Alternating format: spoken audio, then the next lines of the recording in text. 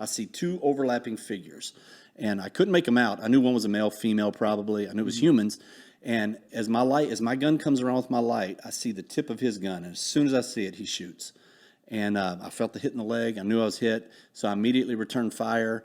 He dives out of the way. As I go behind the door, I get off 2 more rounds. Unfortunately, Brianna followed him, or tried to follow him into the bedroom where the coward jumped out of the way and left her hanging there. And she got struck by the bullets that were meant for him.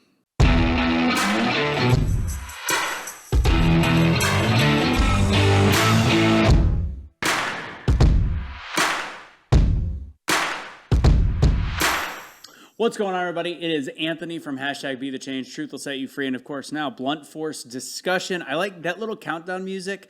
I was watching the Cheyenne Days rodeo this last week, and it popped on in the background. I was like, that sounds familiar. And I was like, I feel like I'm at home. So we're going to have a really fun episode jumping into some stuff that is not really fun, which is the current state of policing in this country, the confusion with media, how people are gaslit and manipulated, and how it's leading to what could be the peril and end of the United States of America.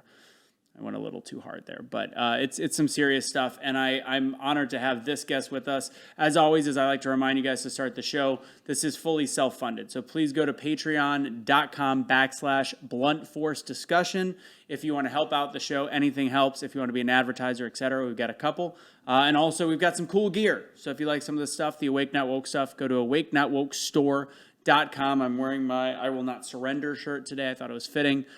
For who our guest is, as they definitely did not surrender, and they have continued to lead their life in a way of helping police officers. So let's get to the conversation. We have got Sergeant John Mattingly as our guest, retired 21-year veteran with the Louisville Metro Police Department out of Kentucky. I think we know where Louisville is. He's got a really interesting story, and he has been willing to speak out about what happened with Breonna Taylor. Brianna, how am I pronouncing it? Is that right? Brianna. Brianna? Yeah. Okay. Yeah, Breonna Taylor. So, ladies and gentlemen, Sergeant John Mattingly, welcome. Thanks, Anthony. Good to be here, buddy. Thank you for coming on the show, and shout out to Nikki for making this happen. I know she's been in contact for you. How did she get you to agree to do this? And she just reached out on Instagram, and we started talking, and she told me what you had going on, and I was going to be close to the area, so I said, well, let's do it. And she made it happen through you, and here we are. I think when I was talking about starting the show, I think you were the first person that she was in contact. She's like, Anthony, do you know who I'm in contact? I think that he'd be really good on the show. And I was like, Officer Mattingly, why does that name sound familiar? And then it all made sense. She started contacting months ago before you even started this podcast. Yeah. So she was laying the groundwork. She did a good job. Yeah, she's awesome. So you have real world experience of what was one of the I would say George Floyd was probably the biggest story of 2020 in terms of social justice, take away COVID. I would say Breonna Taylor was number 2 in my opinion. And just massive amounts of changing information on that one. So what today is going to be to start is properly explaining the scene and properly explaining what happened and what your role was in it. And hopefully, even if it's one person that can maybe get informed correctly about what happened that day, that can help us out. So let's just get started with the call that will live in infamy, to be very clear. How did that night start out? Well, it started out with the brief, which was actually Thursday the 12th, and that rolled into Friday the 13th, which happened to be a full moon, raining. Anything that goes sideways just did that night. Just sometimes things go that way. But we were asked to help. We weren't even the lead on this case. We were asked to help because it was a manpower-intensive deal going down. They had 5 different warrants going at the same time, so you need a lot of bodies for that. So the unit that had this deal reached out and said, hey, can anybody help? So I responded and yeah, we'll help. Me and some of my guys will help out that night. And so we came in, we did the brief, we went to the location, and a little bit after midnight is when SWAT was moving on the other locations, and they said, all right, let's get going. So we mounted up and we rode up to the scene. So the other locations, and I think it's important to talk about this because it all had to happen at one moment because Correct. it was it a drug ring? Is that essentially what you guys were? Yeah, it was a little organization, not huge, but several guys involved. They had a couple trap houses down on Elliott Avenue, another baby's mama house down on Muhammad Ali. They're all in the West End or in the ghetto part of town. Then you had Breonna Taylor's apartment, which was out more in what we call the South End. It's more of a diverse community, white, black, Hispanic, a little bit nicer area. That's where she lived, but that's where she was holding the money for different drug dealers. And that was all revealed later on jail phone calls from Jamarcus Glover, who was the main target in the case, who had the 2 trap houses down on Elliott Avenue. So it has been confirmed that she was there money, because again, we don't get, the general public doesn't get the information. Was there actual money found in her apartment? Not by the police. So 2 things happened here. When we went to the door, we never made it inside the premise. The narcotics unit didn't. And we had a narcotics search warrant. So after the shooting, our public integrity unit comes in, and then they take over the scene. So now it's not narcotics, now it's the public integrity, and they are investigating the shooting. What they do is they draw up their own warrants. They come in and they look for ballistic evidence, blood, casings, anything they can find that's related to that shooting incident.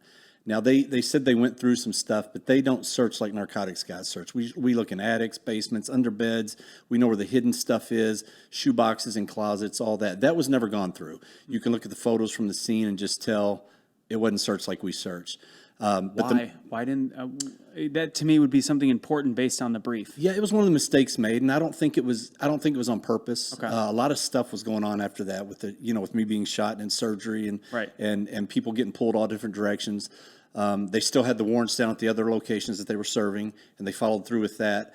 And when one of the investigators on the case called somebody in upper command and said, "Hey, now that public integrity has left the scene, can we go back in to serve this warrant now? That's why we were here." And they were told no. They said, "This is it. We're done. Be done with it." I think simply because they didn't know the extent that this was going to blow up into. It's usually these are pretty cut and dry. You've got a signed search warrant by a judge. The police go in, an officer gets shot, returns fire. It's usually cut and dry. Yeah. We were shot at first. We returned fire, and usually that's justified in people's eyes. But this one got totally spun out and twisted into something it wasn't. So sorry if I missed this. So the actual money that was in her apartment, that was never actually found then? Not by police. On the jail phone calls, Glover, that's right. Okay. Glover talks about, hey, go get my money. She's holding $13,500 or whatever it is, $14,000, plus she's got somebody else's money there. So he was telling people to go to her house and get it. Another case where Don't they say at the beginning of those calls, this can be recorded? Yeah. Not the sharpest.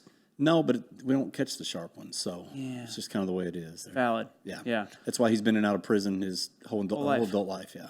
Did you? So the big conversation and even legislation changed after it, and before we even get to there, was this a no-knock warrant? No. So originally this was signed as a no-knock warrant because of Jamarcus Glover, not because of location. No-knock warrants are signed based on the totality of the circumstances, but basically the individual that you're serving the warrant on. What kind of history do they have? Have they fought the police? Do they have security cameras, locks on the doors? Do they have security dogs? All these things come into play. And Jamarcus Glover had an extensive history of guns, drugs, running from the police. So it was for him. But that night, they knew he wasn't going to be at that location because they had a ping on his phone, tracker on his car, and they had guys out getting visuals on him. They knew he was heading toward Elliott Avenue, so they said, this one no longer qualifies as a no-knock, so we're going to serve it as a regular warrant. Matter of fact, they said the only person they thought was inside, they said, is a heavy-set black female. Give it extra time. Knock on the door, give it more time than you normally do, because we want her to kind of work with us.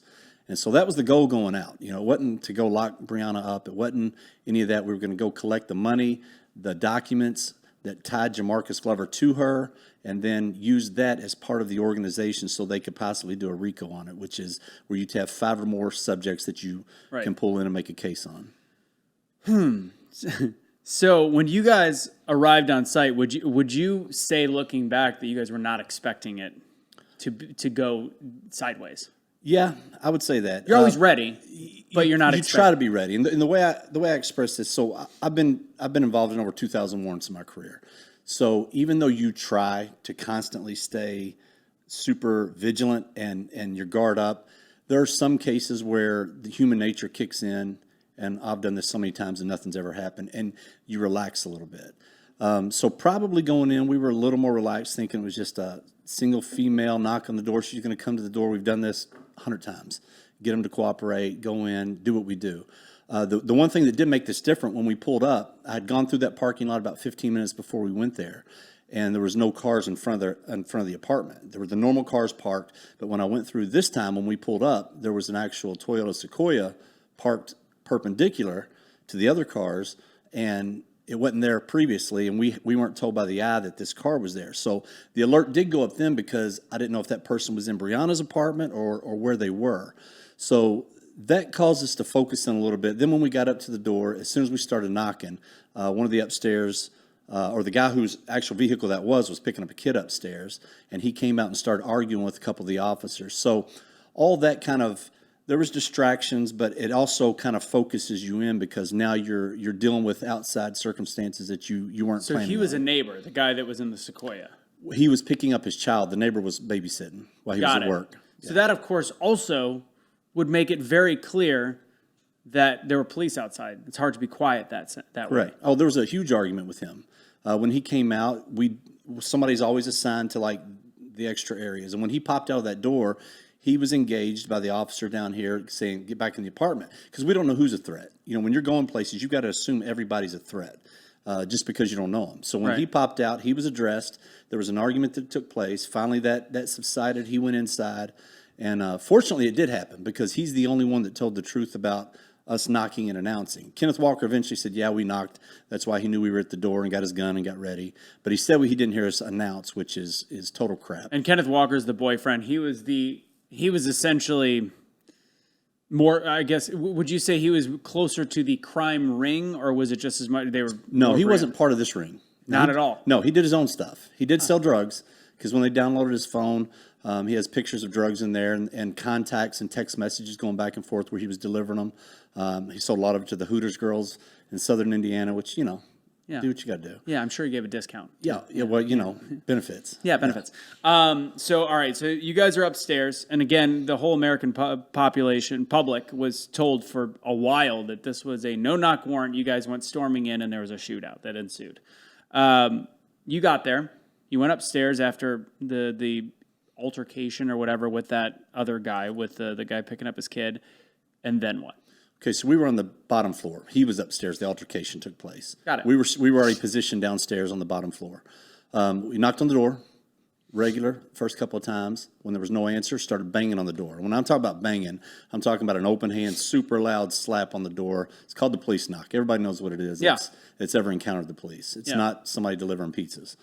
And yelling, police, search warrant, police, search warrant. This went on for a good minute, and probably after the first two knocks, another 5 cadences of knocks and announces. And right before the last knock and announce, the guy who was breaching the door, Mike Nobles, he said, hold on, I think I hear somebody. So we stopped, listened, couldn't hear anything, announced again, police search warrant. If you're there, come to the door, nothing.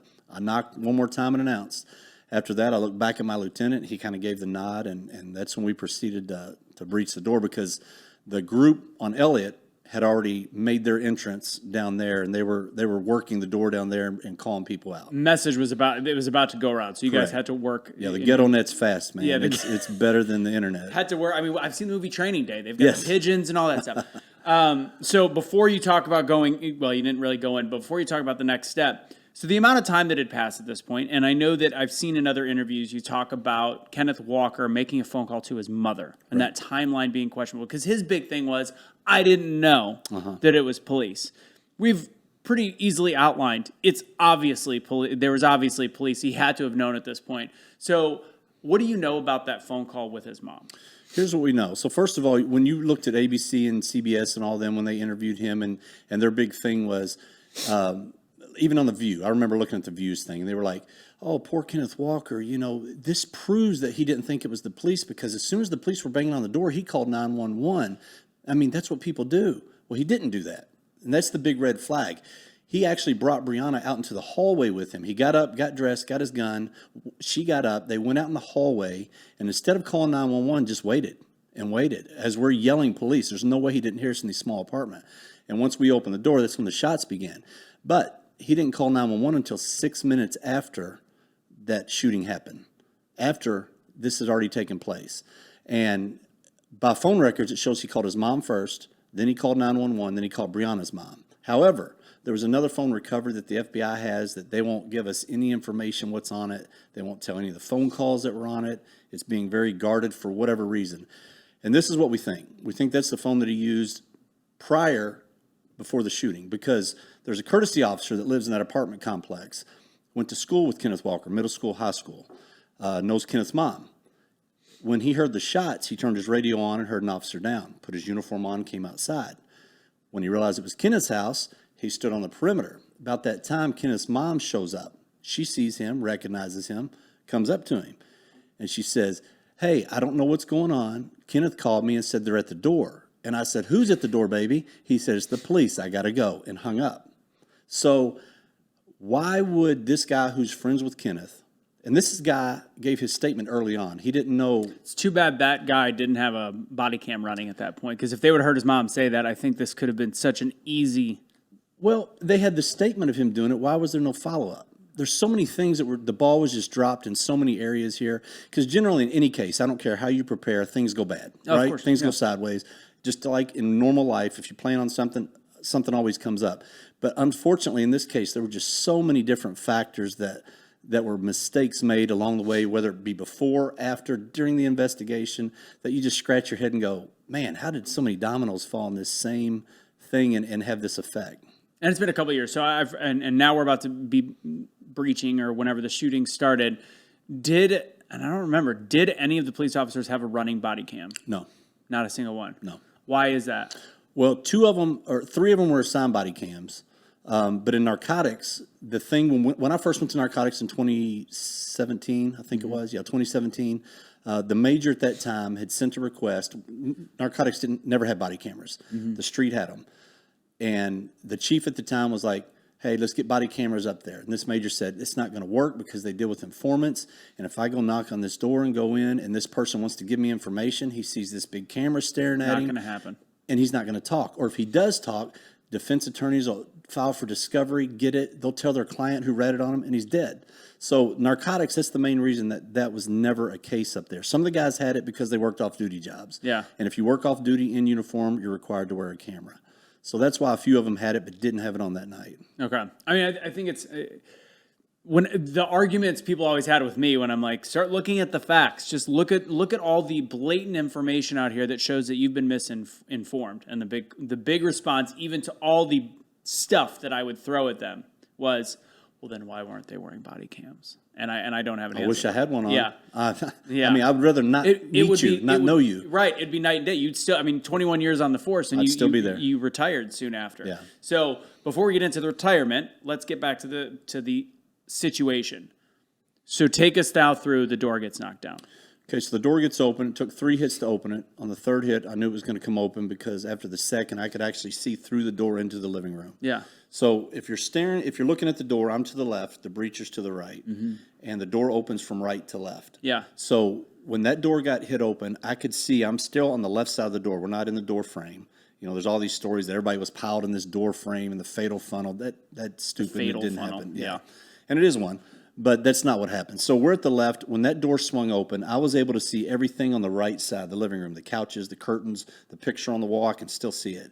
And when my field of vision ran out from the wall going down the hall to the door frame, I had to step in front of the door to see what's down the hall so we could clear it. So we're yelling, "Police search warrant, police search warrant." As soon as I step right to look down this hallway, it's about 25, 30 feet, very narrow hallway, I see 2 overlapping figures. And I couldn't make them out. I knew one was a male, female probably. I knew it was humans. And as my gun comes around with my light, I see the tip of his gun. And as soon as I see it, he shoots. And I felt the hit in the leg. I knew I was hit. So I immediately returned fire. He dives out of the way. As I go behind the door, I get off 2 more rounds. Unfortunately, Brianna followed him, or tried to follow him into the bedroom where the coward jumped out of the way and left her hanging there. And she got struck by the bullets that were meant for him.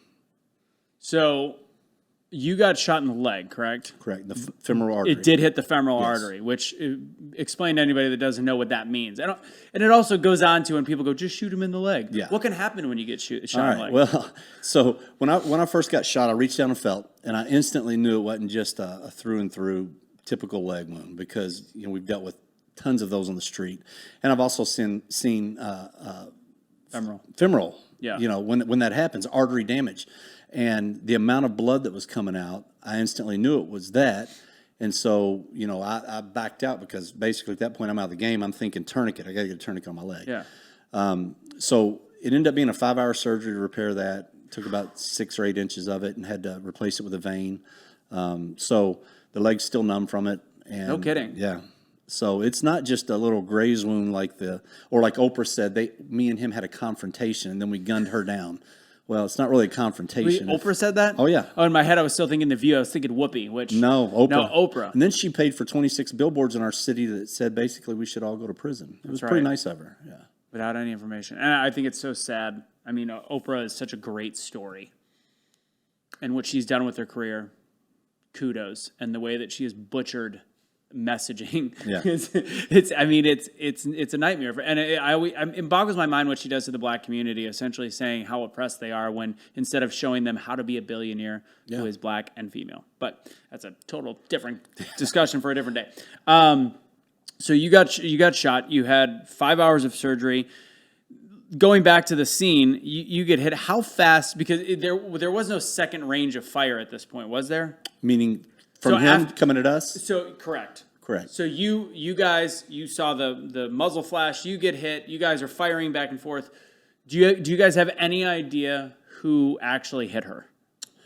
One of my bullets did, and I think the rest were Cosgrove's, maybe two of mine. They're not really sure because these bullets are made to fragment when they go in. But the best they could tell, I mean, we both struck her. Yeah. But the best they could tell, the majority were from Cosgrove. And he managed to get out of the way. Correct. Well, he wasn't. He had filed in behind me because when you go in, you kind of. No, I'm sorry. Kenneth. Kenneth, yeah. Yeah, he dove out of the way, hid the gun under a bed. So again, you think you're getting home invaded. Why would you go hide a gun? None of this makes any sense. You're going to keep shooting. Yeah. Or you're going to go protect your girlfriend. In some of the interviews, he said, I held her hand and brought her down. Well, you can see the holes in the walls where he was standing. His head would have been taken off. The misinformation had already started because we didn't even know there was a hallway until weeks later. We heard it was... She was in bed. In bed. Yeah, like we snuck in and assassinated her in her bed. What was it like to hear the first news and social media warriors coming out saying, like, did you hear that they killed this woman in her bed? Well, the very first thing that I heard, I was laying in the hospital bed and turned on the TV the next day, and her family got up there, and they were like, she didn't even know Jamarcus Glover. Well, she had dated this dude off and on for like 7 years, and they knew him. And so that was the first lie, is that they didn't even know each other, right. So we shouldn't have been there. And then they came in and said, we didn't even have the right house, we were at the wrong place. And then they said we killed her in her bed. All these lies that just kept coming out. And the frustrating part, you're wanting to pull your hair out because you're going, you know the truth. I've seen the warrant with her name on it. Mm-hmm. I've seen the warrant with her address on it. I know they have pictures of her and him going to the trap house. And the frustration is unbelievable because you think your department's going to have your back, and they just don't. They folded. They did whatever the mayor told them to do. He said, leave this alone. He got up instantly and was like, we need justice for Breonna Taylor. We're going to get to the bottom of this. Instantly took their side and just buried us. And there was nothing we could do. We had gag orders on us. Because if we talk during this phase, they will not represent us in court during the civil stuff. And the lawsuit's ours. And we saw what they paid. They paid $12 million to her. So unreal. Yeah. Because we've made it. And I know I've had some police officers on the show, and people have started to refer to me as a bootlicker, but I don't think truth refers to it. If there's a bad cop, I will talk about it. I will call this out. But the fact that there's so much misinformation and not allowing the truth to come out to cause rioting, to cause danger, to cause threats to your life as a police officer, as a human, screw it as a police officer, as a human being, right. Because of blatant out and out lies. And I think that it's a microcosm for what the journalistic profession has become, and it's screwed up. And the one thing I remember hearing, and I can't remember what story it was about, but it was a Reuters VP, VP of Reuters, talking about news or ex-executive, I think it was, talking about the importance to get ahead. I think it was about the vaccine, talking about the importance of getting your information out first, because it is almost impossible to change the human brain once they have already made a snap judgment. So there's people. What percentage of people do you think right now still believe that Breonna Taylor was killed in her bed? Oh, man. Unless they've read the book or see me on a podcast, probably 95% of the people that heard the story. Yeah. Because there's been plenty of cops. I travel around now and speak at different conferences, narcotics conferences and different things. And you'd be surprised at how many cops, even in my own agency, that 2 years later, after standing on the front lines for over a year, putting up with all the crap they put up with from these protesters, they came to me and said, I had no idea. I had zero clue any of that took place. I thought what the news said was somewhat accurate. And that's kind of disheartening because we don't have a way of getting that out, because when we try, we get even legit right-wing or conservative media hasn't wanted to touch this story once the truth came out. Yeah. They won't cover the book. They won't cover the truth. But when it was hot, when it was a big ordeal in 2020 and early 21, they were still focusing on it and even putting out some bad information.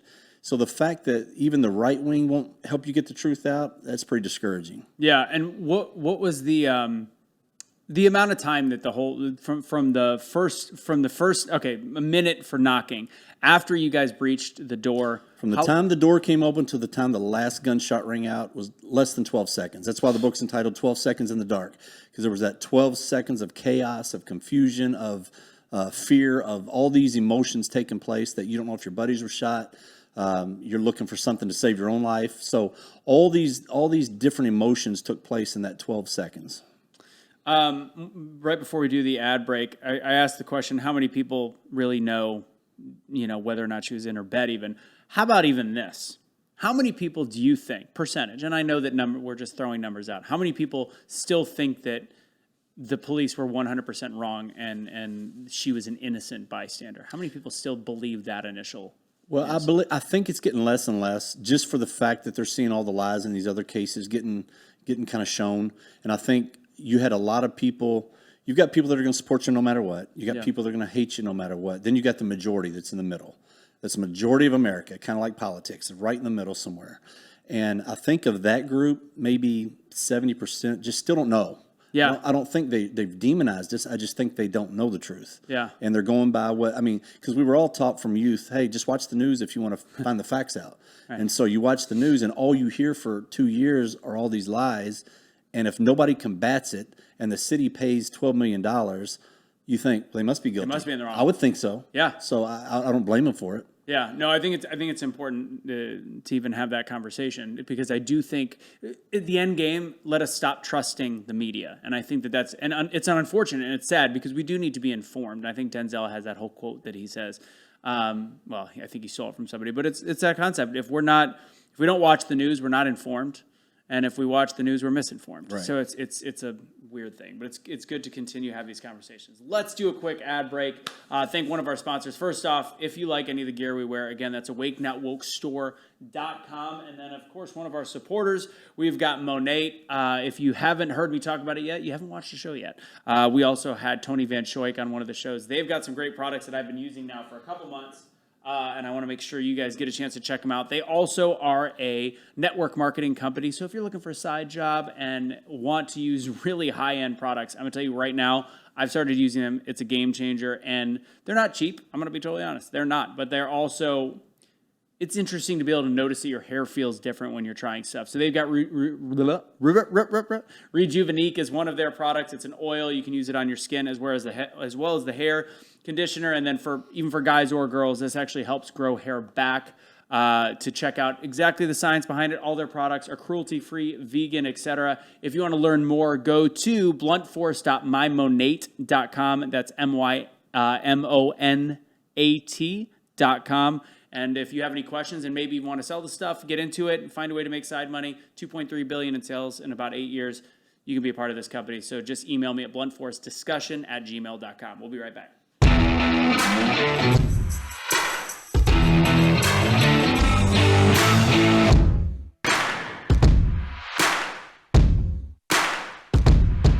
Family Guys, I haven't seen that. It's a good Family Guy. You got to check out. It's so I did a Roe versus Wade show where we had differing opinions, and I had to do the awkward break. And one of my buddies, he goes, "That all I could think of, super serious."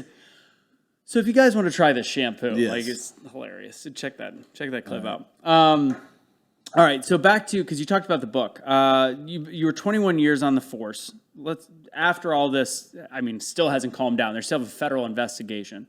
You decided to retire, and you also were writing the book, and I know you had some publishing struggles with that. So why did you decide to finally end your career in policing? Well, I didn't want to. A couple of reasons. When I first went back to work, the day that they said you need to be back by this date, which I was looking forward to going back. I had a great job. I worked with HSI. I worked with a Hyder group, supervisor over that. We did a lot of interdiction stuff.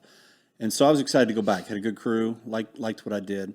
The first day I went back, my major called me in the office. And he said, man, I hate to do this, but here you go. And he handed me a letter, and I looked at it, and it was an involuntary transfer letter. They were going to put me down in the property room in the basement. And I looked at him, and I said, what's this about? I said, I didn't violate any law. I didn't break any policy. Why am I getting this? And he said, well, the chief just thinks it'd be best interest of the department. Now, this is the same chief who came from Atlanta. She came after all this stuff happened. Her very first press conference on TV, she sat there and said, oh, Brianna was asleep in her bed, and this should have never taken place, and this is part of white supremacy or white something to that effect, and they would never do this to white people in a white end of town. And I'm sitting there going, my God, This is a lady. police chief. Yes, this is a police chief. Leading. While I'm still in the department. Yeah. While these investigations are still going on, saying this stuff. And so she has no clue what she's talking about. And so I'm sitting there going, you got to be kidding me. This is my new boss saying this stuff. And then she turns around and basically demotes me, puts me, try to hide me, keeps me from the overtime, keeps me from my guys, all that. So I could see the writing on the wall because the mayor had publicly come out many times and said he wishes he could fire us. He wants us done. He wants us out of the picture. And so I thought, if I'm going to be able to sell any books or get the truth out, which is the main point in all this, I'm going to have to move on because they're looking for any reason to get rid of me. Even though I didn't do anything wrong, Yeah. they're looking for a reason, and I didn't want to give them that reason. So I felt kind of cornered. Yeah. I was stuck between a rock and a hard place. So I chose what I thought was going to be best for my ability to get out and help the guys down the road. Is she still there? Yeah, she's still there. So she followed. You said she followed the Rashad Brooks. Rashad Brooks shooting. Went there. Did she ever actually apologize for those statements to you? Not to me, no.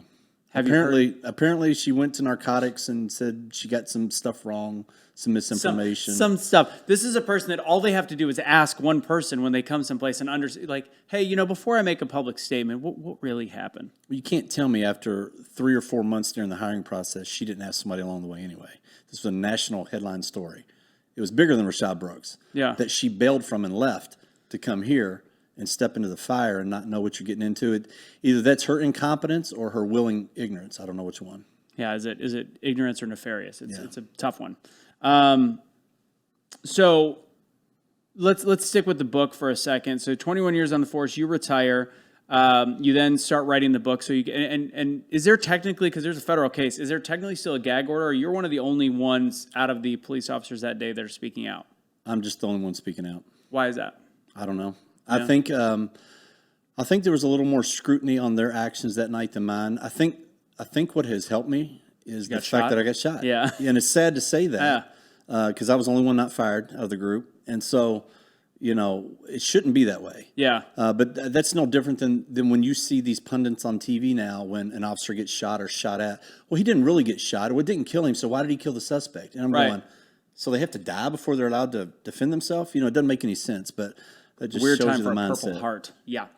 Oh, we didn't get one of those either. Well, I know, but it's like, but you know what I mean? Like, it's like, well, you give them credit, but, they died. Yeah. So, that is a Purple Heart. No, it's Gold Star. Gold Star for 9, Purple Star, or Purple Heart for getting injured. Yeah, my bad. It's off. All right, so before we get completely off the subject of the shooting and talk more about policing, I want to talk about Rand. I'm a Rand Paul fan. I am too. I think there's some issues. I'm not a huge the remdesivir thing. The fact that he's kind of a fan, also invested the hell out of it right before the pandemic. Super weird.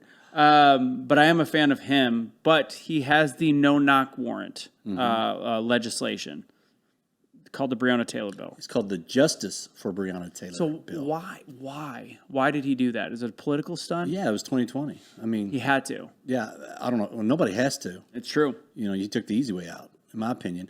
I mean, he's a libertarian. He's against police doing any kind of warrants, basically. He doesn't want, he thinks police ought to stay out of people's lives, which I'm for small government. I don't like big government either. Yeah. But when you're talking about a case where this product that these people are peddling has killed over 100,000 people this year, that's a pandemic also. Yeah. And so you're basically handcuffing the guys who are trying to save the people in the community. What were they dealing, heroin or fentanyl? It wasn't fentanyl, was it? Well, there was fentanyl pills, I believe. Oh, really? But there was meth and, all of it. Wide variety of garbage. Yeah, just anything they get their hands on. Yes. And you get $12 million as your bonus. It's a hell of a sales bonus. And that, that $12 million was given before any rulings came down from the Attorney General, from DOJ, any of that. It came on a Sunday night in the middle of the night. Nobody knew it was happening. Anything over $1 million is supposed to go through our city council's approval. Mayor didn't get it. It just settled, moved on. And the only reason we think he did it is because the attorney for Breonna Taylor brought up the gentrification act that he was doing in that area. Because unbeknownst to the police department, we were the pawns for the scheme that he had going on, the thing that he wanted done. He wanted that area cleared out. There was 2 houses left on it, happened to be the houses that he sicked the police on. One of his representatives was in our office every Monday checking on to see what the status of that case was, pushing it. And when it went sideways, he was like, I don't know anything about that. There's so many things wrong with the whole situation and the way the police department handled it and the way, and a lot of people don't know this either. And since I've been covering different stuff like this, whenever somebody's killed by police, even if they are in the wrong, 90% or more of the time, the family gets a payout. Oh, yeah. Even if they're a criminal and they're threatening the life of a police officer. So it's not just Breonna Taylor. How common, I mean, I'm sure, especially with the violence happening in Louisville right now, how common is this payout? It's very common. So I think about a year before this case, they had a case where a guy came at officers with some kind of big knife type thing. And it's on video. It's on body cam. Yeah. He comes and charges him. He's beating his woman. They show up. He comes out. He charges at him. They're backing off, time to drop it. They shoot him. He dies. And the city pays like $1.2 million to the family. That makes sense. Yeah, he's beating this woman, comes at the police with the knife. They defend themselves, and the family gets a big payday. It makes no sense. It between that and letting these criminals in this revolving door of jail, put them in, next day they're out, put them in, next day they're out.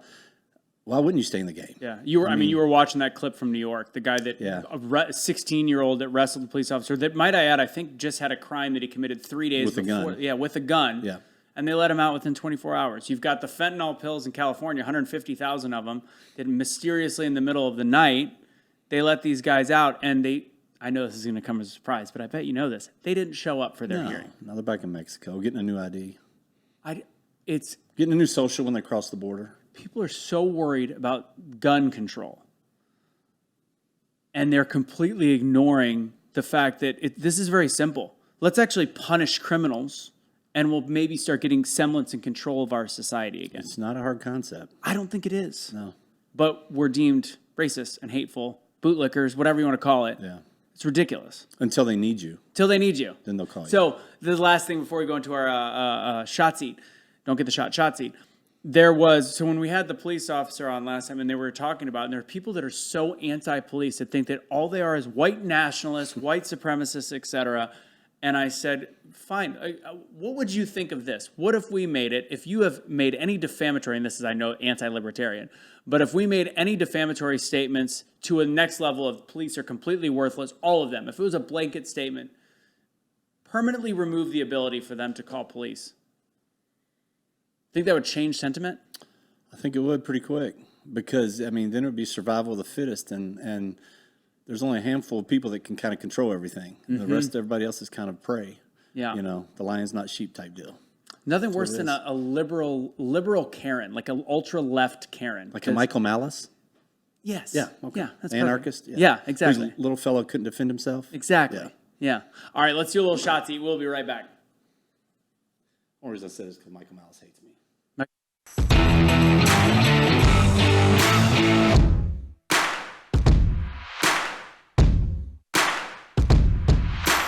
What's going on, everybody? It is time for the Don't Get the Shot seat. This time we're doing a little whiskey. So here's what we got. I'm going to be pouring this. We're a little low on the bond breaker. Oh, I didn't get you. Oh, you got a little cup. Perfect. You thirsty? He loves his whiskey. We got Mike with us. He's going to have a little bit. So the way this works is if it makes you want to sweat and answer the question, go ahead and take a shot. And if you aren't sweating and just want to answer the question and just want to take a shot, then take a shot. So here you go. There you go. All right. So the Don't Get the Shot seat is brought to you by Dr. Artis, the Artis Labs, or the drartisshow.com. And if you want to actually go on there, I'll talk about it real quick at the end. Make sure you just use BFD for any of the stuff that is going to make you healthy, make you feel better. Also detox from the old jibbity jab, hence why this is the Don't Get the Shot seat. Okay, quick questions. I'm going to fire them off. They're going to be a little bit more fun in some ways and maybe not in others. What do you say to people that ask, why can't police just shoot him in the leg or the arm? Well, it's very hard to, number one, hit a moving target. Right. But number two, what we talked about earlier, there's still deadly consequences to that. 100%. There's no guarantee. And I screwed up. We're supposed to take a shot beforehand. So cheers. A little sippy sip. It's actually pretty good. It's not bad. I know you're a tequila vodka guy. That's right. Yeah, I mean, you didn't have to gulp it. I'm just kidding. You know. It's actually pretty good, isn't it? Not that It's kind of sweet. It's not bad. Yeah.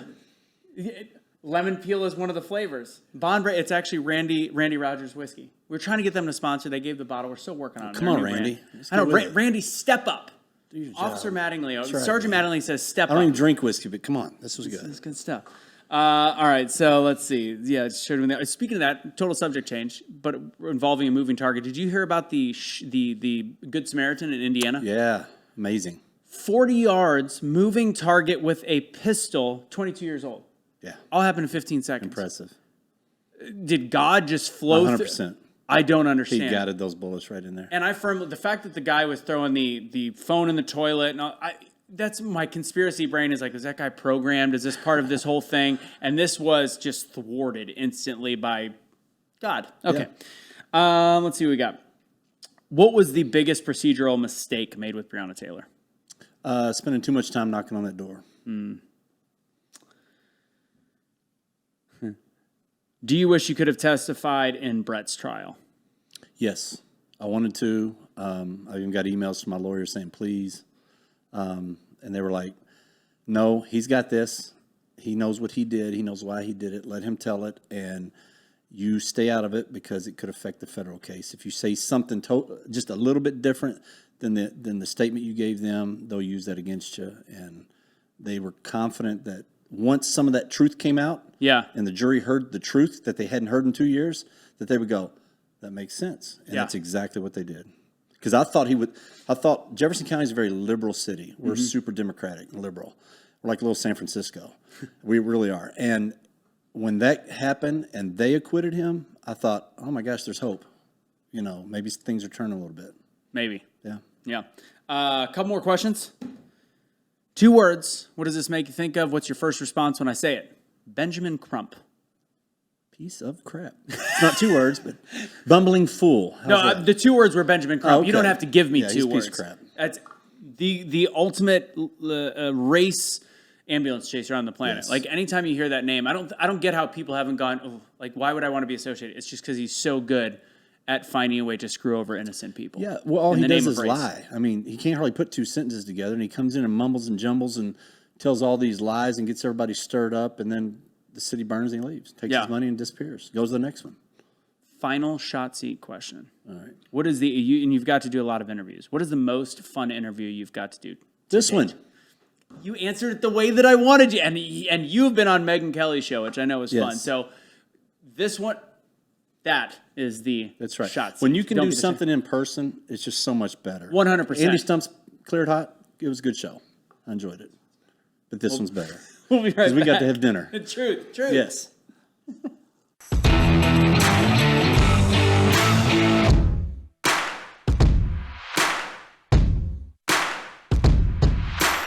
What was it? I mean, you were just a cop, like back, and next thing you know, you're making because of one fateful night, to be thrust into the spotlight, kind of like that. What was that like to have to do interviews with like the Megyn Kellys of the world and big time networks? Well, the interviews and stuff, no big deal, because I was so ready to get the truth out. Now, as far as being in the limelight, I never wanted that. Back in 2012, they tried to get me to be an instructor. And I was like, I have no desire to talk in front of people. Yeah. I don't want to get up and be that guy. Yeah. We used to have a camera crew that would follow us around and do the Louisville Cops version of it. Yeah. And every time they would go, you want to do it? Nope. I didn't want to be in front of the camera, want to be behind it. I had zero desire to do that. So when this happened, number one, they put my fat face picture out there everywhere. And I just told my wife, like, I swear to God, like 2 weeks prior, I was going through something and saw that picture and went, oh man, I hope I never get involved in anything because I don't want that all over. And The baby face one? Well, yeah, I look like a school board politician, like, hey, vote for me, and it's just horrible. And I couldn't stand it even from the day it came out, we had to take them. Because when you take those pictures, they herd you in like cattle. Sit down, turn right, click, next, and you don't get to look. It's not like your wife where you look at, nope, take another one, nope, take another one. It's just one what you get, you're done. Yeah. And so, that was the worst part. You look really young. And it's funny, when I saw that you had, grown kids and a family and all that stuff, I was like, huh. Because you always look really young. Now seeing you in person, not that you look old, but you got the beard, you look a little tougher, but you have a baby face. Were you, when you were in your earlier part of your career, did you have trouble having people take you seriously because you always look younger? Oh, yeah, man, because I didn't get on until I was 27. Okay. And so, but I still looked young. I looked 21 when I was 27 or 20. I just always looked younger. And I had the police haircut from the academy where they made you buzz it or keep it really short, high and tight. And I remember it was my first phase on the street. And I was in the area I grew up in, which is a very poor end of town and rough, and made a run up to one of the convenience stores. And I go in, and this guy, so Portlandite, looks at me, and roughneck looks at me and goes, you're a rookie, aren't you? I looked at him and went, how do you know? And he went, I can tell by your haircut. I grew my hair right out. I never cut it short again. Just because that was one of the stigmas, and I was like, I don't want that. Not going to be a part of that. I want to go back to the book deal. I forgot to mention this part of the Don't Get the Shot seat. Artist Labs, if you are, like, do you admit to people that you're pure blood? Yes. Can I say? Yeah. I'm proud of it. Pure bloods like us. Yeah. So if you did get forced to take the shot or, get paid to do it as part of your job, no offense to the person sitting in the room with us, caved. Just kidding. Go ahead. Child support. Child support. If you want to flush it from your system, some fun facts. Go to an infusion center. If you are symptomatic and you're realizing you're still having stuff, go to an infusion center. Glutathione and vitamin C, the highest amount of infusions that are allowed. Do this for a couple months. If you're asymptomatic and you're like, I don't want to randomly have something happen to me, NAC 500 milligrams of selenium, 200 milligrams of that, apple pectin powder, vitamin C, etc. A lot of these supplements are part of the Artist Lab stuff, and we sell them. Dr. Artist does, and you could use BFD for 10% off. A lot of the stuff, melatonin, vitamin C, quercetin to protect you, just in case there is a reoccurrence of the vid. So please support us with that and support your own immune system and check that out. So, sorry, I had to get back over that. That was how the sponsor of the Don't Get the Shot seat. And thank you for your support, Dr. Artist. Okay, so with that said, the book deal. Let's go back to that. So you, and I know that you have the book that came out. I did not realize that was a much harder process than you would think, because it's a book that people probably want to read and understand what's going on. So the publisher got dropped. What happened with the book? Yeah, so I originally signed on with Post-Hill Press. It's a small publishing house out of Nashville. And what these smaller publishing houses do is they go through like Simon & Schuster and all these big houses, so they can actually print the books, send them out to Amazon, fulfill the orders, do all that stuff, because they just don't have the capabilities. And Simon & Schuster, once it leaked that I was, had this book deal with them to get the truth out, they felt the pressure and they said, no, we're not doing it. And so Post-Hill had no way of putting it out. And they're good people. I have nothing against Post-Hill. Great people. Anthony Zaccardi's the president down there, and he does a great job. But what we did was we started putting feelers out. We were like, man, we could see where this is going. I could feel that this wasn't going to happen. And Ben Shapiro and Daily Wire picked up Jeremy Borings, who I actually talked to. Oh, nice. Yeah, so that's actually how I did the Jeremy's razors this morning. Oh, did you? Yeah, I had to support it, even though it was holy god expensive. But I bought it when that funny video came out. Yes, where he blew the stuff up. Yeah. So they got a lot of stuff going on down there. And they're about to start a competition at Disney, I believe. Yeah, they just did the what's it called, Daily Wire X or whatever those things are. Yeah, their subscription extra thing. And so, and they brought on Peterson and the other guy, and so it's huge. I mean, they're just going. Yeah. So they picked it up. Sorry about that. And it's all right. And they were able to get it out. And one of the things I worried about was like, well, what if I had a couple people to choose from, and I think that's why the other guy won't have me on his show or talk to me. But I chose them because they just had more reach. They had more ability to get it out in case a bigger, like Amazon or none of them would take it on, which fortunately they did. I think once they stood up to them and said, no, we're doing it anyway, kind of like they did with their lawsuit against the jab and all that. Yeah. I think Amazon was like, okay, never mind. And they just let it go. Yeah. Because they had already canceled a couple books that were similar in genre as far as, right leaning and that type thing. It's also very hard to it was for a while, it was very hard to find the anti-Dr. Fauci book for a while, and it's telling, to say the least. There was a laptop from hell for Hunter Biden. So with that book, when did it actually come out? It came out March 15th of this year, 22. And how's it done to this point? It's done well. Again, there's been a lot of even struggle getting the word out, simply because, like we talked about earlier, algorithm shuts you down on certain things. People like Fox won't touch it. Yep. Other big name people out there, podcasters and stuff, they just won't touch it. I think they're still scared a little bit of either their people that support them, behind the scenes, that they'll go, no, we can't do that, or, we'll drop your advertising if you do it. So I think that's a lot of it, but it's sad that we can't get the truth out in a mass way. Yeah.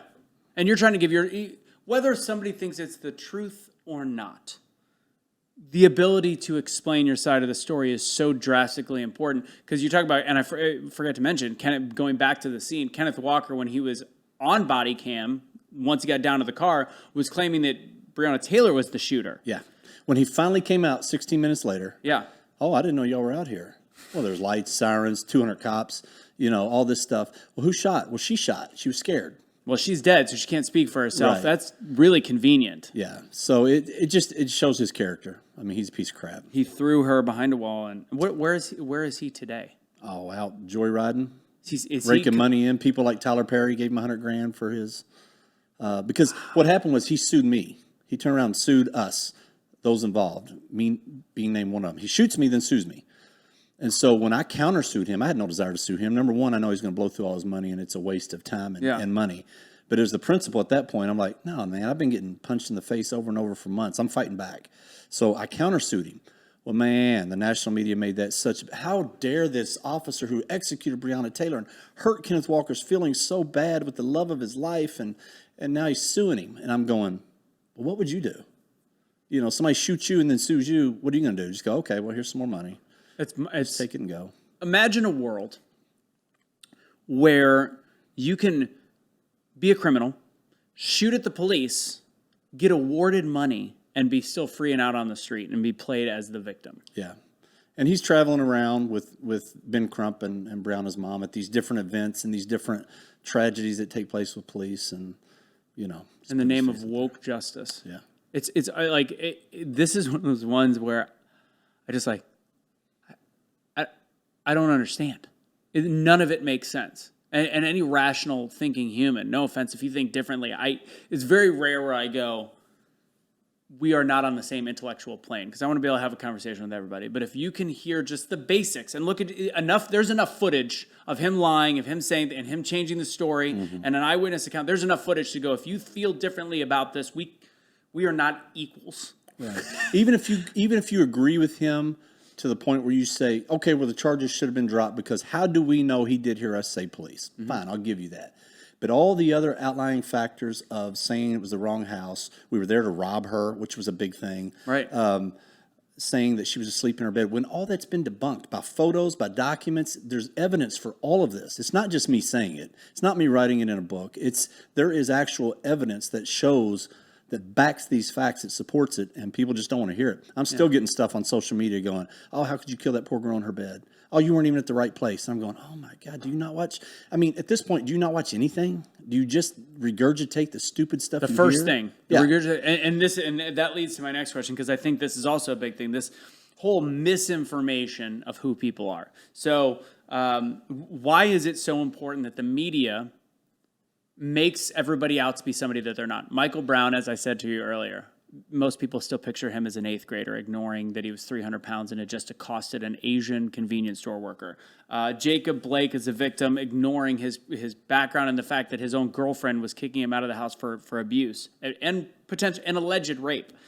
George Floyd, great father, great human being, and sad when people die, not gonna lie. But why is it that we have to ignore all of the bad that they do? And then, of course, Breonna Taylor, the nurse, the EMT, whatever it was. Right. What was the truth about who she was then and who she was several years before? So in 2016, she did go through EMS class. She got hired on by Louisville Metro EMS. She was on probation. She did 5 months of that and ended up getting fired. I've heard multiple speculations. I'm not going to repeat them. Something about the trunk. Is that? That's true. That is so true. She did rent a car in her name, and they found a dead body in the trunk that had been killed, and it was somehow associated with Glover and all those guys. That's her ex-boyfriend. Right, the guy that was part of this case. Right. They came back and said, "Oh, the car was stolen." That's typical. It always happens in rental cars. "Oh, it was stolen, not my car, not my pants." Same type thing. Yeah. And so she was involved in that. She was involved in, there's so many allegations from higher up EMS people that have called me and said, involved in nefarious activities while on the job at EMS. Her records show many no-call, no-shows to work. And then, just the fact of the group of people she was hanging out with that we know for a fact were selling drugs. So she was, unfortunately, in this game. I think she had a horrible childhood. She really did. Her dad's in prison. Her mom did not help raise her. The one that's on TV crying all the time. Her grandma raised her. And where's her grandma? I'm not sure. I don't know if she's dead or Okay. I really don't know. Okay. But they moved here from Michigan. They moved to Louisville from Michigan, probably I think when she was in 7th grade or something like that. Yeah. So she grew up here. She had a rough life, and those girls are generally targeted by guys like Glover and Walker, who see them as weak-minded, who's somebody that really wants the attention and will do anything for it, anything for love, because they haven't had that their entire life. So I don't blame her. She was just a pawn in this game also, just like we were a pawn on the other side. Yeah. I blame the guys who were actually selling the drugs and the guy that shot me and all that. I think she was unfortunately a pawn that now they've used leverage against us using her. So if you're going to do that, then you've obviously got to show the other side of her also, which nobody wants to do that. I don't want to do a smear game, but when they pull all of our records and say, "Oh, from 15 years ago this happened," which is nothing, a complaint that turned into nothing, that was unfounded. "Oh, but you were complained on about that." Right. What was unfounded? They use that against Brett a lot. Yeah. Hankus and the guy in the case. But then you say, "Well, yeah, but what about this?" Well, that doesn't count. You can't talk about her past. Right. Only yours. And so I think what's good for the goose is good for the gander. And, she was fired and put on the no rehire list. And It's far from innocent. That's the ultimate thing. And again, the media. Why do you? So yeah, the question. Why do you think the media finds it so important to sensationalize in that way? money, clicks, dollar amounts. If you get people in an uproar, and you can get them battling back and forth, and they're going to watch your stuff and go, "Oh man." We're a society of Real Housewives and Kardashians, so everything that's sensational is what gets people's brains firing. Because if it's just boring news, what 20-year-old watches CNN or Fox News? Right. None of them. No. But if you turn a news channel on and it's talking about this crazy white racist cop that broke into this house and assassinated this girl, and then there's an uproar, even the young people watch that stuff. Yeah, and it creates more of an uproar because if you see somebody that looks like a gangbanger or a thug or whatever it is, this guy was killed, automatically the human brain is intelligent enough to go like, maybe he deserved it. But if you find a way to make it where this person didn't deserve it, you've got clicks. Right. You've got money. It's, to me, the biggest issue with our society right now. And that, there's so many things that can be fixed. You talk about the idea of punishing criminals and then misinforming the public. You take those two away. And being able to have these honest conversations without people saying, "Oh, you're a racist." Well, I'm not racist. I'm just stating the facts. Yeah. If that leads this person down this path, that's not my problem. How dare you say she was black? Yeah. Well, she was black. Oh. Yeah, it's weird. Yeah, it is weird. And not to say white people do commit crime. We know they do. And actually that's a good curveball. Why is it that it's automatically deemed racist when we say black on black crime? When we talk about stuff like that, and then you've got the issues with, well, why don't you talk about white crime? Why don't you talk about that side of the coin? Why do we miss that? Unfortunately, the black community commits violent crimes 7 times the amount of any other community. Mm-hmm. And that's not per capita. And that's not saying blacks are bad. Yeah. That's just saying we've got an issue with the culture that we got to work on. When you look at rap music and all that stuff, what do they promote? Drugs and violence, period. Yeah. And horrible stuff toward women. So when that is incorporated into your children, their entire youth growing up, what are they going to do? They're going to emulate that. Yeah. We had Teddy Bridgewater. He was a quarterback for Louisville. He's in the NFL now. Yeah. And he just put out a statement like 3 weeks ago saying, "Why are all you NFL guys acting like a bunch of hard-ass thugs? You're not. He said 1.5% of you might be, but the other 98.5 are. Then you get this money, and all of a sudden you're acting big and bad and talking about guns and all this drugs and all that, and you're influencing kids. And he said, we've got a responsibility to do the right thing. And he hit the nail on the head. If I said that, I'm a racist. But he says it, and he's absolutely right there. And that's why it's important to have multiple people talking. We're going to be right back. This is the end of the WeBeam.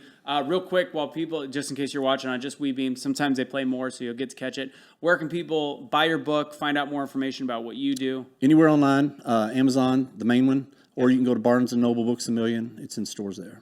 Excellent. And we'll be, again, right back for some bonus stuff. If you watch our content and you're not already following the YouTube, follow it now. It is Blunt Force Discussion. Super easy to find. Same with Instagram. And please support anything we're doing, WeBeam. I know you got a lot of viewers on there. It's like 20-something, 30,000. Support. Patreon.com/Blunt Force Discussion. Or if you like the gear, go to awakenotwokestore.com. Do Awake for 15% off. We'll be right back.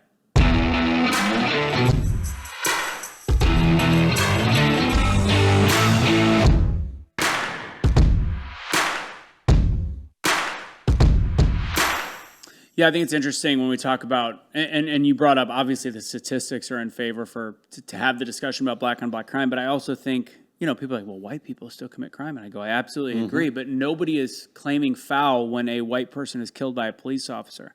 Right. I think that's the discussion that has to be had. The reason we don't bring it up is because we're not bringing up the violence that ends up happening to an unarmed white person, which is statistically the same, not per capita, but the same as, but it's in line with violent crime statistics. Right. So I think people... It's actually higher. Yeah. Statistically. It is statistically higher. What's interesting, I remember we had a guest on Truth Will Set You Free one night, and we had multiple leftist guests back when they were still willing to have a conversation. I would still like to have more. We were talking about we asked the question, how many unarmed black people do you think are killed every year by police? What'd they say? Over 1,000. Oh my gosh. It's under 20. And then I even said, let's say some of the police reports are bad and they're covering stuff up. Even if you 10x it at 200, which I think is ridiculous, but even if you 10x it, 150, 200, that's still not even, Louisville, that's the amount of homicides in Louisville. What did you guys say last year? 182, 182. I think. So that's still less than that. Yeah. Let's talk about the real problem. And then that problem, the violent crime, is what leads to officers having itchy trigger fingers because they're scared, because they're human beings, because they don't know what's about to happen. And we talked about the overwork of the police department. So what do you think about the current state of policing? Oh, man, it's a tough one. I think there's a lot of villainization that goes on. I think politicians totally use the police to whatever works for them that day. You saw Joe Biden last week come out and say, if you're against, these gun laws and you're against police. I'm like, come on, fool. You can't sit there and talk about anything about the police because you're constantly coming at us. There's nothing you do that's positive about the police. He never said defund the police. That was the only thing. People still think that's part of his. Honestly, out of the 9,000 things he's done, garbage. He never once said he wanted to defund the police. Okay, but he put people all around him that did. 1,000,000%. Every squirrel if has that a protects you and you put the people around, not at all. But let them take the bullets, and I'll come out the king. To qualify truth with some people that sometimes throw that out and they say he did a lot of things. He never respected the police, but he never once said defund the police. He did say we were wrong. 1 during million the presidential debates. 1,000,000%. So there's still massive failures, but continue. So politicians, I think that's huge because people do listen to politicians, whether we want them to or not. Nobody should. I mean, most of them lie. There's a few good ones, but probably 90% of them are corrupt. And so you want to talk about fixing something, that's probably where we should start. And that would help the country in general. But then I think the media is huge because at least in Louisville, I know we've got one reporter that's not pro-police, but not anti-police. She calls out cops when they do wrong, but if they do right, she calls it out too. Everybody else, man, it's just a pile-on job, and it's unreal.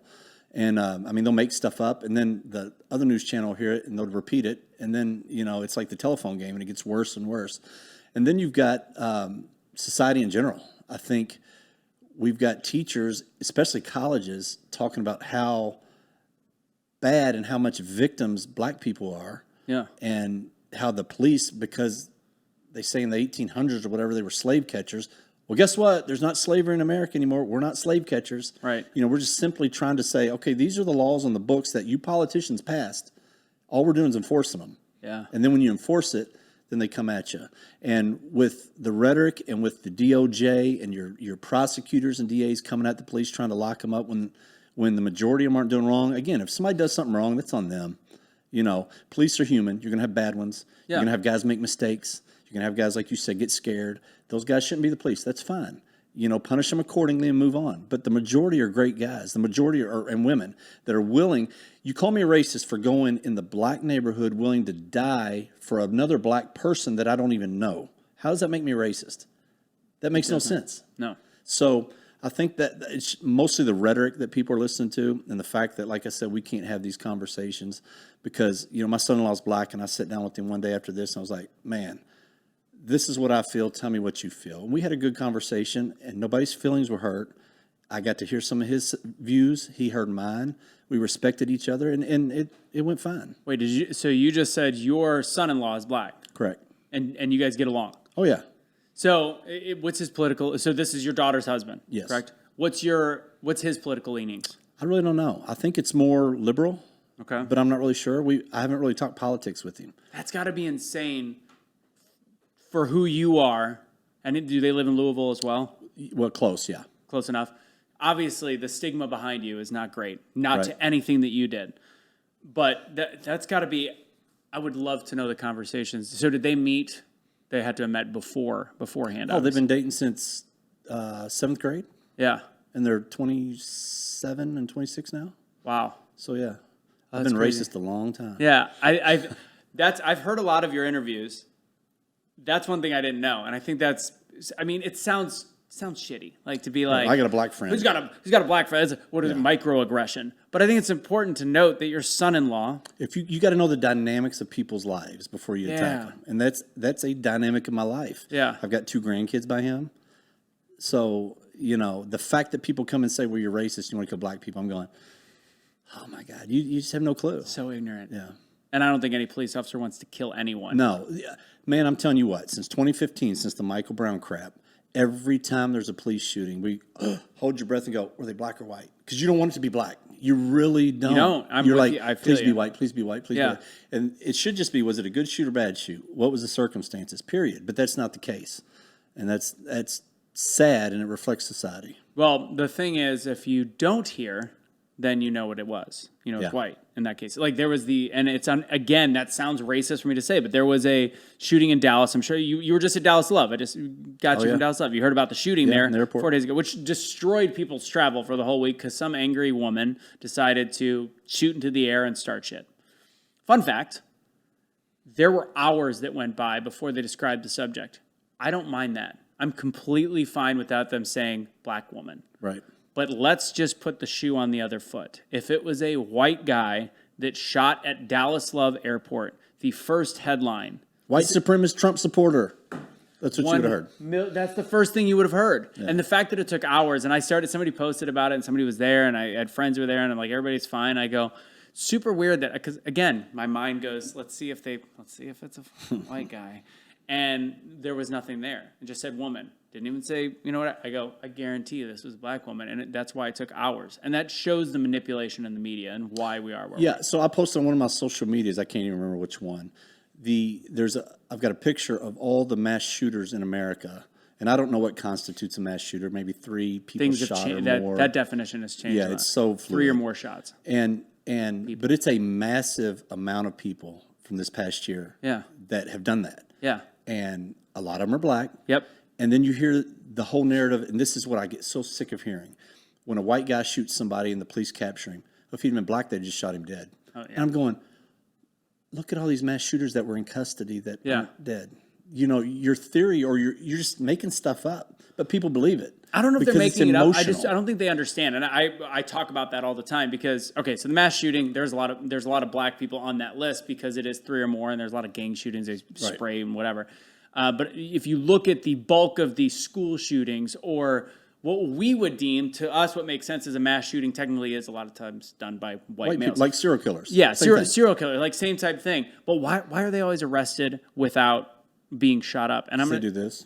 They do that. Quit. And there's always multiple police on the scene. This isn't a one unit situation where there's a lot of stress behind it. And ultimately, when there is a mass shooting, they want to get to the bottom of it. So they will do everything they possibly can to not have to kill the shooter, because they want to know, are they working with anybody? Was there anything behind this? Is this something you want that? But that's the bottom of the list. If you're a guy on scene, you just want to eliminate the threat if it's still active. If it's still active. If not, you take him into custody the best you can legally, because you don't want to be hung out to dry. Right. Because if that guy comes up with his hands up and you shoot him, you're going to prison. Oh, 100%. So you're just trying to act within the law to get this guy under control. Most guys on scene aren't thinking about, why is he doing it? We got to get him out alive. Now, your commanders might be, or those guys, but the guys that's on why the there's scene. so many police officers there. Is my point. Is there's a different presence where you are much more, take away Uvalde, but you're much more in control of a situation, because typically they're not barricaded in a room. Typically it's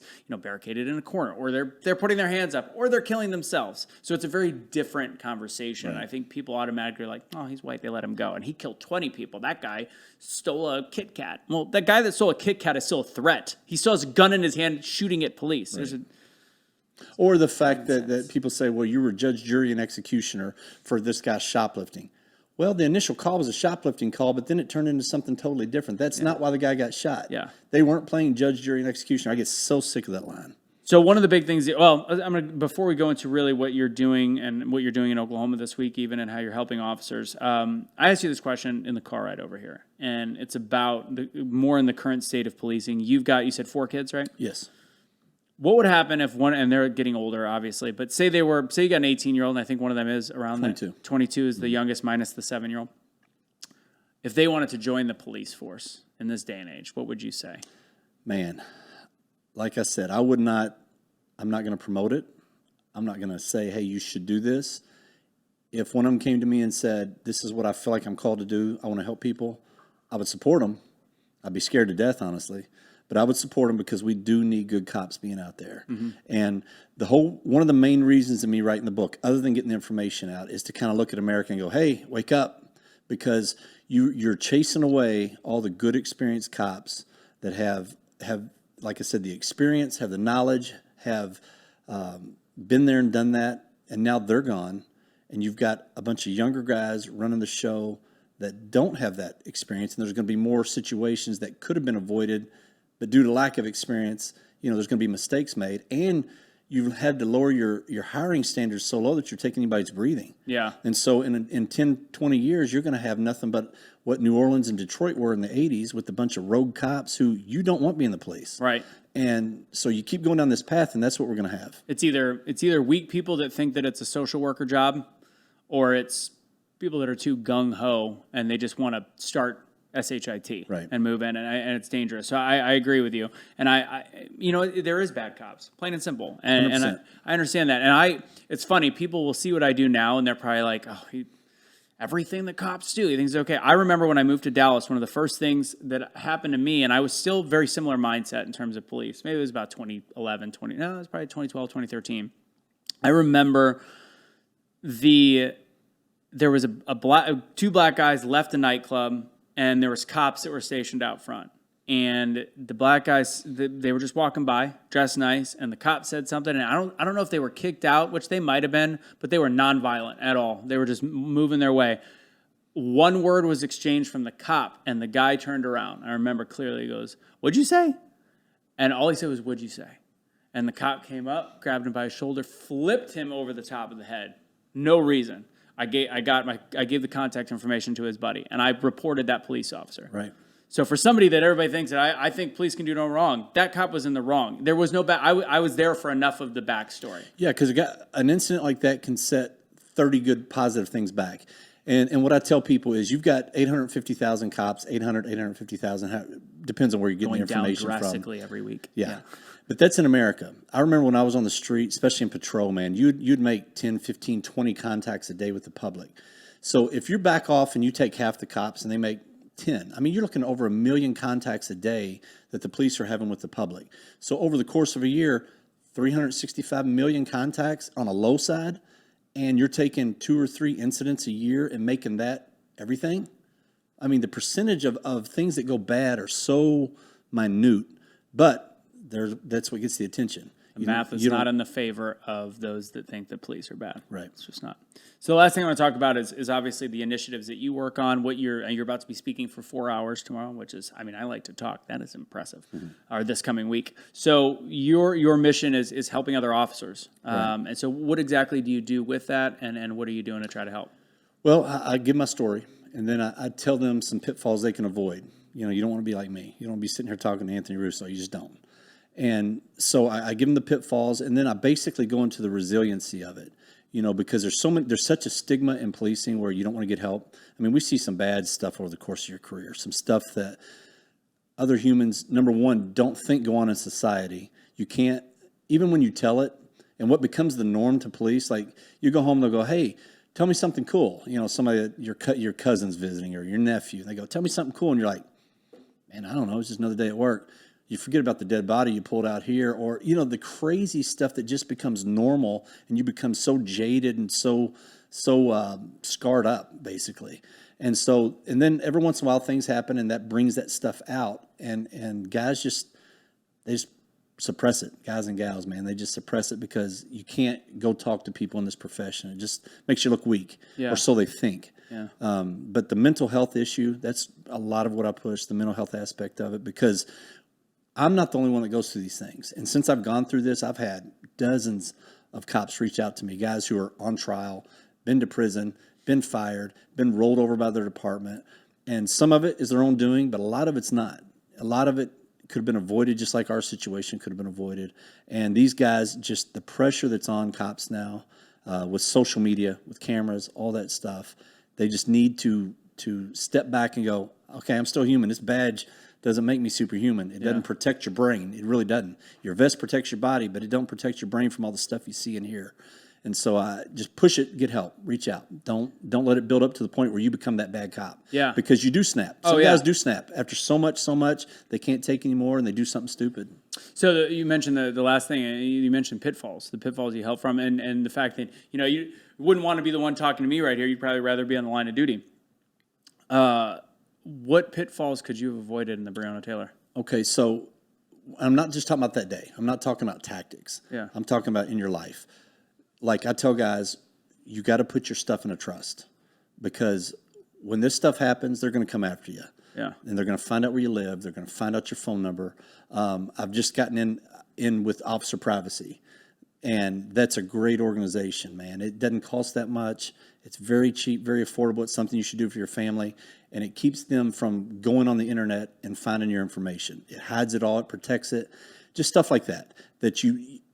When I'm talking about after the fact, they've got to document stuff. You treat this like a case, because it is your case. You're fighting for your own life. And unfortunately, what happens with cops is I'm willing to go out and fight for you that I don't know. I'll go out and get in a tussle and a fight and protect and do all these things. My partner's in trouble. I'm going code 3. I'm going to do whatever it takes to get there and help him. But then when we take the uniform off and we get attacked by the press and by the public and by our department, man, so many guys just cower down. And I'm going, stand up and fight. Now's the time you've got to fight, because you're fighting for yourself. And a lot of these guys they don't know how. They don't know how to get out. They don't know how to get the word out. So that guy's picture went viral, the one that protected the girl stabbing the other girl. Yeah. And, LeBron James did that whole thing. So something like this would actually prevent that from happening? It would prevent the doxing of the property of his house, because a lot of these guys instantly, I've talked to several who've had to move. We had to sell our house and move because people they'll harass you, man. It's unbelievable, the lack of respect and because there's a process. There's a legal process for everybody else. So why aren't we giving police that legal process and that the same respect that you give other people? Yeah. Well, before we go, I'm going to give you a chance to do last words. And I know I wore the military one this time, the camo. But I think you went with this guy? I think so, yeah. So you're a BFD. You're a big effing deal. Again, as you said, you wish you weren't. That's right. But you're doing what you can with it to create the change that can happen. And that's why I started Be the Change, was the police shooting in Dallas. Yeah. And there's the 5 police officers that were killed that day. I was like, we yell awareness in this country. We don't know how to actually step up and create change. And although you're not on the police force anymore, you're still doing something to help your fellow police officers, which in the end helps everybody. Oh, yeah, it the does. better the police force, the better our society is. That's right. So do you have any final words? And again, just repeat again where people can find your book and all that stuff. No, just keep supporting the police. Don't support the bad stuff. We're not asking that. But when you see them out, thank them for their job, because it is a thankless job. It really is. But the main thing is just don't jump to conclusions. Let the cake bake, man. Let it play out before you take a side, because you're not going to hear the truth up front. I don't care what side it's from. You're not going to hear the truth up front. Let the evidence come out. The book, you're going to get a lot of information out of it, a lot of things that we couldn't discuss today, just don't have time. 12 Seconds in the Dark, it's on Amazon.com, and Barnes & Noble and Books A Million. You can get it there, and it goes to a great cause. I love that you did a perfect job of creating the cliffhanger for people. Like, we didn't cover a lot, but make sure you go check out the book for the rest. right. And it's an interesting story because there's something interesting about knowing that we've just been misinformed for such a long period of time. Yeah. And people still continue. And if you want to have a real conversation like this, information is your greatest weapon. That's it. Plain and simple. Knowledge is power. Knowledge is power. And we're going to end with before I give my final words on this, I want to make sure we cover My Patriot Supply, who is also an affiliate for the show. If inflation is wiping you out, which we all know it is, and unfortunately Joe Biden just lowered gas prices, my Lord and Savior. If you're cutting back, trying to make ends meet, food prices have doubled and are going higher. Same with prices at the pump, minus this last month. Things are just getting worse, period, as we all know. You can fight inflation by getting affordable, delicious emergency food storage. We recommend My Patriot Supply, of course, America's largest emergency preparedness company. They've got inflation fighting offer, which you can save $150 for a 3-month emergency food kit. All you got to do is go to preparewithbtc.com. Again, that's preparewithbtc.com for your 3-month food kit. With that said, ladies and gentlemen, I'm going to give my final words on this. I know we've had a lot of police officers. I hashtag back the blue. I also believe as though a civilization needs some kind of boundaries and some kind of protection against criminals. And I've gotten flack for this in the last couple of weeks. I will give the benefit of the doubt to start with the police officer and not the criminal. This doesn't make me hateful. This doesn't make me racist. It doesn't make those friends of yours that feel that way. Ultimately, when we look at our society, there is a massive criminal influx that is happening to us, whether you can say it's a spiritual war, a holy war, a lack of proper policy. We don't know what it is, but all I can say is it'll start to change. We'll start to move the needle when we can be willing to realize police are incredibly important, and even if you go with 99% of them are good, it will absolutely change the way we view the people around us and crime, and it can actually start making our lives a little bit better. So thank you guys for watching. Please continue to share, subscribe, go to patreon.com/blunt force discussion. If you like any of the gear, one of our favorite shirts and most sold is, of course, the Unvaccinated Lives Matter shirt, not to be confused with the ones that tear down cities. But I hope you guys appreciate it. AwakeNotWokeStore.com. Use Awake for 15% off. And as always, thank you for being a part of Blunt Force Discussion.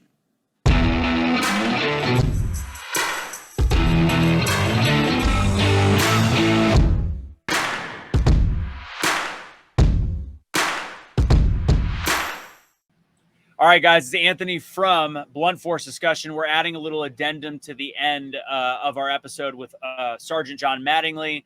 Since we recorded, some things have changed a bit. There was the DOJ, handed out some indictments, and John is going to give it a little update of what is going on and what his opinion is on it. Because I know the DOJ, he was not a huge fan of the DOJ when we talked, but is there more to it? So, John, give us the update if you can. Yeah. So Thursday morning, I was in Oklahoma at a narcotics conference talking, and my phone started just blowing up at like 7 a.m. People going, "Hey, you okay? Are you okay? Have you seen what's going on?" I was totally oblivious. There was no heads up on it, which is normal. And they were like, "Man, the FBI just raided 4 of the locations on 4 of the officers involved in the case." And I was like, "Well, who were they?" And one was Brett Hankinson, who had already been on trial and state trial and beat that. And then you had Kelly Hanna and Josh James, who were the 2 that wrote the warrant. And then you had their sergeant. And I was like, well, why did they arrest Brett again? We kind of figured they might for show. I think it's going to be very hard for them. It's an uphill battle for them to convict him because, the state court's already shown through 12 jurors of his peers that he didn't do anything wrong. I mean, they deliberated very short time, and we're a very liberal county. And I was shocked that, a short deliberation came out with a not guilty verdict.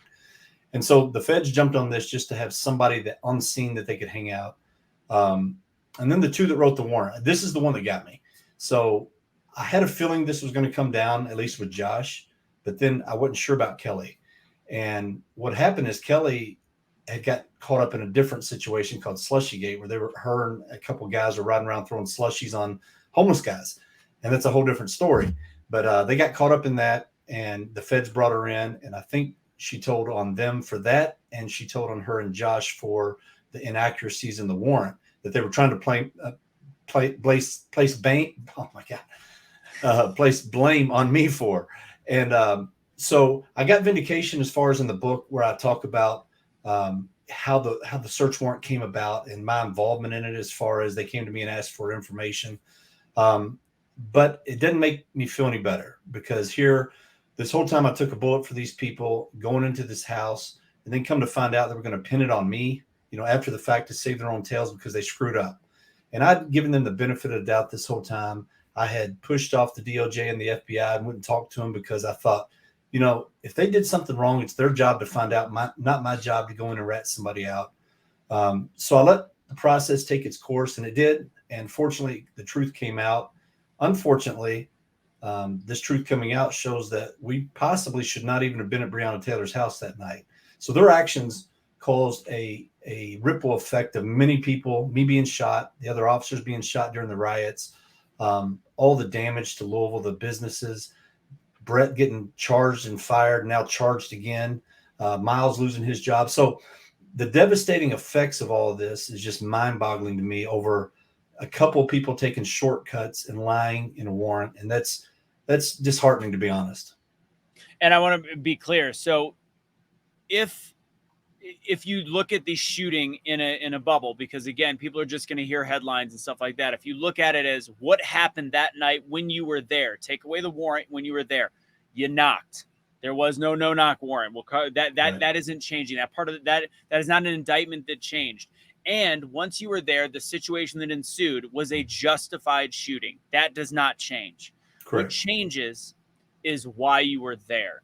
And are you allowed to speak upon what exactly was the misinformation that caused them to get the warrant? Yeah, well, from what I can understand from the indictments, and they're kind of vague in it, I can't wait for the rest of the stuff to come out to see exactly what was said.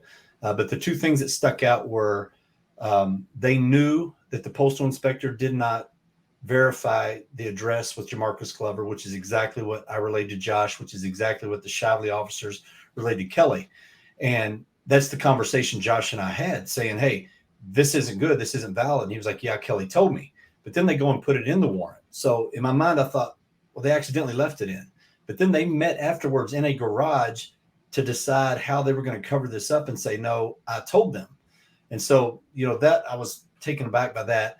But the second thing that I heard is you have a certain time in warrants for them to not become stale. And generally, with an address was proven someone lives there, you want to do it within like 2 weeks, but you have about a month span where you can say they live at this location. We verified it through X, Y, or Z.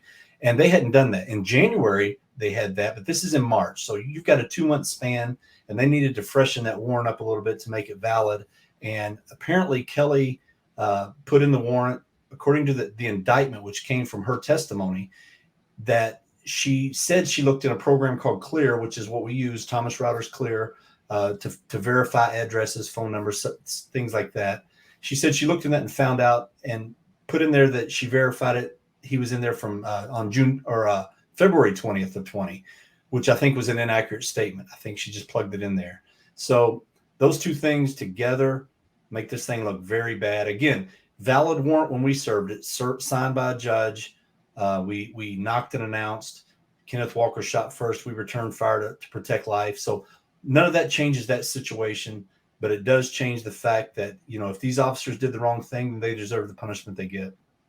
And they were trying to conspire after the fact, and that is another part of the indictment. That's probably what took so long. I remember when you and I were eating lunch, you're like, what are they still doing? Like, why is the DOJ still on this? And now we kind of know why. And their investigation is a little bit more justified based on what we're finding. Again, this is an indictment. This isn't a conviction per se. But what is it showing in terms of you said they were conspiring to pin it on you afterwards. They were also conspiring to cover it up. Are they essentially just covering it up to make sure they were getting their story straight? Is that essentially the conspiring that they did? Yeah, that's the cover up. The cover up was the postal inspector issue. That's the only thing I think that was in there. That and maybe the date, that February date I just mentioned. Other than that, there was nothing to cover up. There wasn't anything on scene that there was to cover up. It was just those actions that led us there. And I think that was the main thing in it. And again, the time frame, the Slushygate thing happened about 3 or 4 months ago. That came to light, and I think that's when this information started flowing in from Kelly, and she obviously gave a proffer and got some kind of deal out of this, because even Ben Crump said she's going to get up to 5 years, and the DOJ had grandstanded by letting him know the day before that this was coming down, yet they didn't notify our chief of police that this was coming down. So kind of bizarre to me that the DOJ would notify a civil attorney of what's going on and not the people who's employing these people. The ripple effects of this are mind-boggling. You lost police officers. There was, and all of it was, and this is my last question. What would have possessed? Say that this is, they are convicted. This is true. These indictments prove to be exactly what happened. What would have been their purpose? Why would they have made that decision? It would not have helped the case that much. They were looking to get more information on Jamarcus Glover and maybe find his money and stuff. But at the end of the day, if you get him with the drugs and guns and the courts aren't prosecuting him anyway, why are you going to take the chance and lie and put other people in jeopardy? It's just kind of a waste. It's sad. It was unnecessary. And I hate that we're even in this position and talking about it. Was Breonna Taylor actually I know 2 months or 3 months had gone by. In retrospect, now that, we can play armchair quarterback from a bird's eye view, was she still involved? Like, was she innocent from Jamarcus Glover, or because I know she was running with a new boyfriend? No, she still had his money at her house that night. He was on the jail phone calls talking about it. Hey, send so and so over there to get my money. She still got $14,000 of mine. Yeah. And the girlfriend or the baby mom at the time was mad and was like, "Why is she holding your money?" And he said, "Well, she holds all of our money. She got several people's money." So we don't know what was in the apartment. The attorneys or Vice News, if you watched it, came out and said we went in and stole the money. Well, we never even went in the apartment. So it's just a bunch of misinformation thrown out there that confuses everything and makes this thing look bad all around, which I understand. So it's a dichotomy. She's far from innocent. She was still part of this drug ring 100%, but based on the rules of policing, getting warrants, etc., she should not have been a part of this coordinated raid. Is that the best way to describe it? She could have been, had they just put a little more effort into it on that end of it. I think the majority of their focus was on Jamarcus Glover and Elliott, which is what the mayor's office was pushing. And the news story came out yesterday where the city is suing to get eminent domain of a very old church that's in that same neighborhood, so they can take it and clear it out so they can finish building their stuff. So they were just using the police as that, and they're showing their cards a little bit now. But yeah, we should never have been there based on the evidence they had that was just stale. The evidence was there, but it was just stale. They needed to freshen it up some. Got it. Well, it doesn't paint a good picture for those that love to jump on the anti-police bandwagon. But Again, to be clear, knocked, this doesn't change. You knocked, you announced. It was a justified shooting. They shot first, and you took one in the leg. That part doesn't change, to be clear. It's the other stuff that is again, tragic and unfortunate and paints a bad picture to some people on the Louisville PD. Right. And to be fair, the DOJ even said that in their indictment. So that we were justified in what we did. So I can be mad at them all I want, but at least they got that part right. Love it. Any final words again on this addendum or extra portion of blunt force discussion? Nah, I'm good. Nah. All right. Take it easy, guys. Thank you a lot, John, for clearing that up. I think it was important. It's interesting timing that it was handed down this week. And I hope you guys have enjoyed the rest of the show. Thank you guys for always watching and supporting, and we will catch you later.